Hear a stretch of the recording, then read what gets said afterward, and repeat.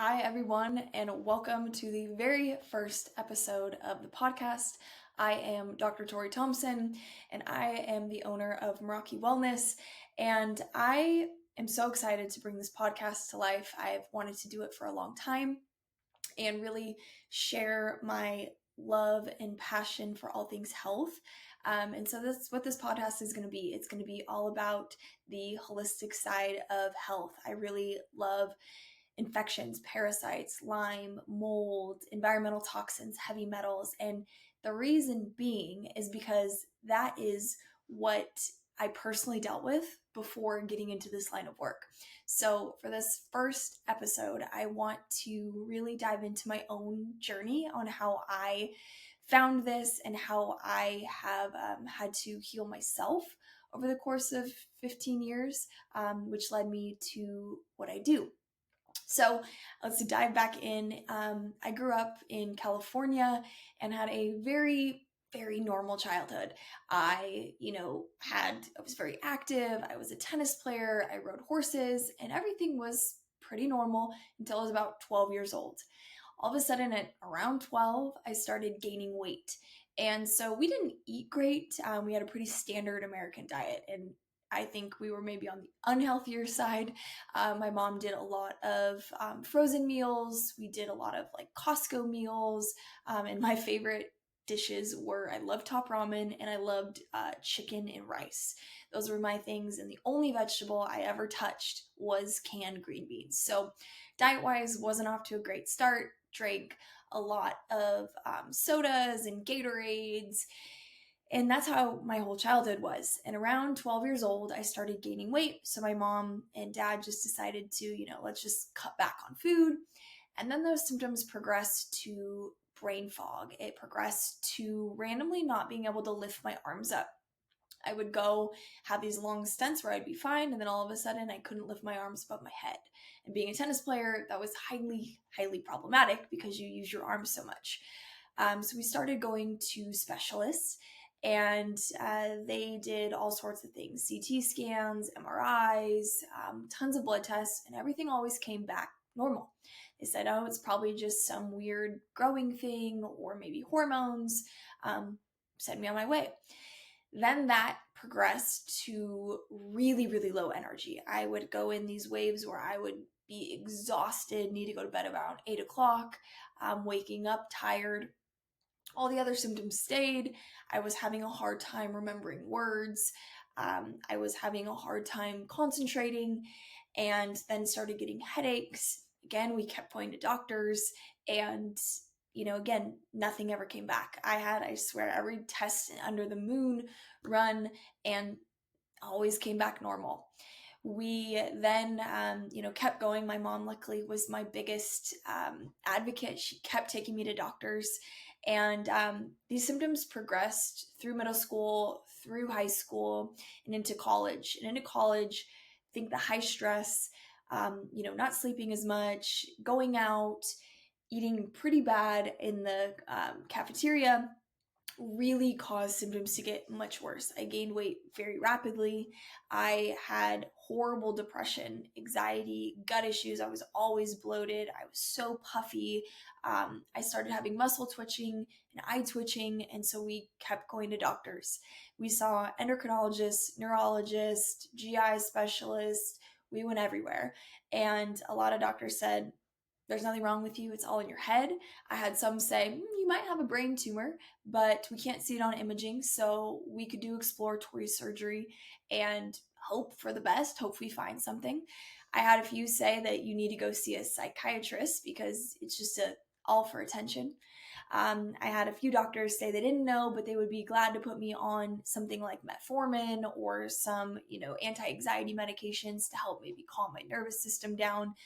And luckily, my parents never went for that.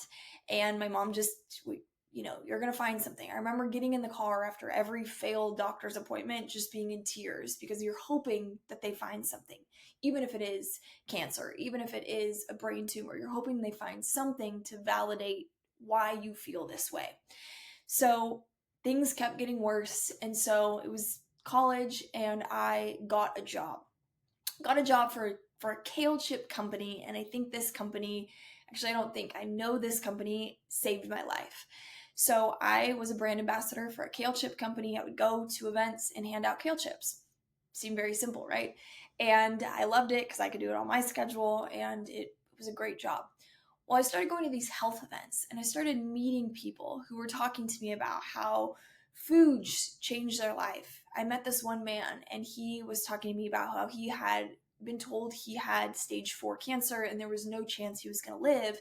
And so he changed everything. He went on a raw food diet. He went gluten-free, dairy-free, got rid of sugar, did this whole lifestyle 180, and he was still alive today. This was 8 years prior to this conversation. He was still alive today to tell me this. It was the first time anyone in this journey had ever suggested that what I was eating played any part. And he said, I can't promise you that this is going to cure you, but I can tell you that it's probably going to help. So I went home, went back to my parents' house, and I told my mom, I'm going to be a raw vegan. So I went from not touching a vegetable other than my canned green beans to deciding that I was going to go raw vegan overnight. And my mom said, okay, I will do it with you. And so her and I go raw vegan. And so I remember going to this juice bar and going, okay, I want a green juice, right? Because in my head, that's what I associated with super healthy, was I was going to drink green juices. And I thought it was going to taste so good. And I remember taking that first drink and being like, oh my gosh, this is the worst thing I've ever tasted in my life. But I was certain that this was going to be the thing. So my mom and I went raw vegan for about 2 months, and my inflammation got better. My energy was a little bit better. The pain got a little bit better. I didn't have throbbing bone pain, and my arms felt a little bit stronger. I didn't do a 180, but it was the first thing that had ever made a difference. So it really was, for me, this first eye-opening experience into what food could do in terms of health or disease. So I started doing my research, and I started going, okay, this raw vegan thing, I don't think that's for me. So then we went vegan. And so we did the vegan diet for about 6 months, and things kept getting better. But I had no sugar, no alcohol, no coffee, no processed foods. Everything was organic vegetables. And we didn't do the vegan route where you just eat like vegan mac and cheese. We truly were just eating vegetables, protein sources, beans, legumes, that kind of stuff. Things were getting better. So I started doing more research and kept seeing this thing called functional medicine. Functional medicine, maybe let's look into that. So I call my mom and I say, let's look into functional medicine. And we find this doctor, and she was a functional endocrinologist. And at this point, we were just hoping that she'd be able to point us in a direction. And so she ran tests that hadn't been run before, and she got me on an anti-inflammatory diet. Started adding back in animal protein at that point, but she kept me off of gluten, off of dairy, off of sugar, off of all of that, and started putting me on supplements. Got me on things like vitamin D and vitamin C, and started rebuilding my immune system. And things got a little bit better. And I'd say my symptoms were fairly manageable. I had lost a ton of weight, a lot of inflammation, my energy was up, but still couldn't figure out what was wrong. So I became obsessed with diet and obsessed with foods and nutrients and learning about supplements and learning about herbs. And that progressed. I kept going to doctors for more and more years. And so by the time I was in grad school, about 15 years, 12 years had passed. And so I kept going to doctors along the way, and I'd finally had enough. I finally decided, you know what? I've got all these labs, and it's probably 6 inches thick of paper with all these lab results over the years. So I sit down and I go, you know what? There's got to be some answers in here. And luckily, a doctor that I'd gone to a few years prior had accidentally run a test. It was not meant to be run, and it was a CD57 test looking at the immune system, and it was basically as low as you can get. I think my marker was 3 or 4, and you want it very, very high, above 60. And so I go in and I start looking up, well, what could do this? And the first thing that came up was Lyme disease. And I thought, okay, well, that's kind of weird. I don't remember being bit by a tick, but I did remember that our dog growing up had all of a sudden he went paralyzed, and we took him to the vet and they said he has Lyme disease. We asked if it was something that any of us needed to be concerned about, and they said no. If you had it, you would see a bullseye rash, and that was kind of the end of that.